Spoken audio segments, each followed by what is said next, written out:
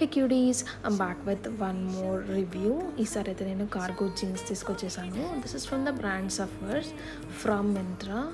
దీనికైతే long pockets ఇచ్చాడు, 2 sides pockets ఇచ్చాడు, వెనకాల ఎలాస్టిక్ ఇచ్చాడు.